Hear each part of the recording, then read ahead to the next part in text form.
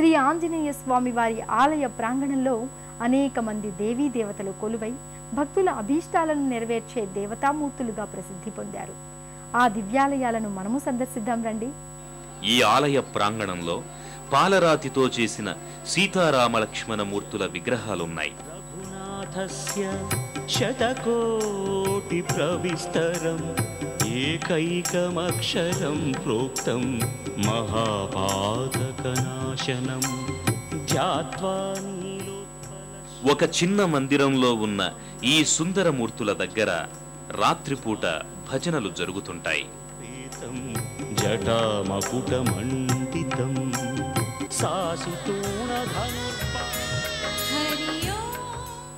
రమా సహిత సత్యనారాయణ స్వామి మందిరం, రాధాకృష్ణులు, వీణాధారిణి అయిన సరస్వతీమాత, దుర్గామాత, సంతోషీమాత,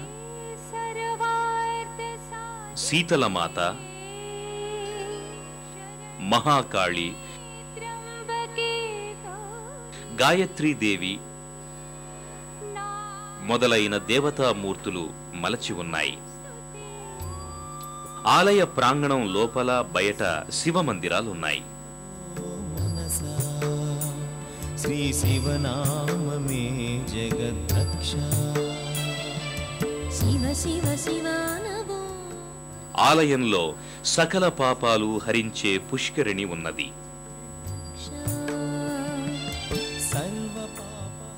ఈ పుష్కరిణిలో స్నానం చేయడం వల్ల ఆరోగ్యం లభిస్తుంది. చరాచర సృష్టికిదే మూలాధారం. శివ శివ శివ శివ శివ శివ శివ శివ శివానవో మనసా. పరమేశ్వరుడు ఆంజనేయ స్వామి వారి దాహం తీర్చడానికి త్రిశూలాన్ని భూమిలోకి గుచ్చగా పాతాళగంగ పెల్లుబికింది. తరువాతి కాలంలో ఇది పుష్కరిణిగా రూపొందింది.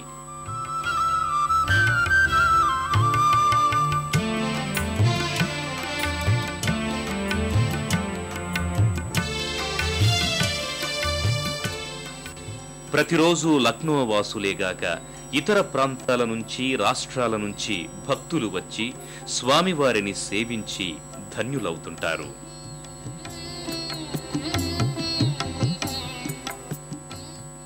ఈ సృష్టిలో పరమోత్కృష్ట భక్తి తత్వానికి నిదర్శనంగా నిలిచిన మహనీయుడు శ్రీ ఆంజనేయుడు.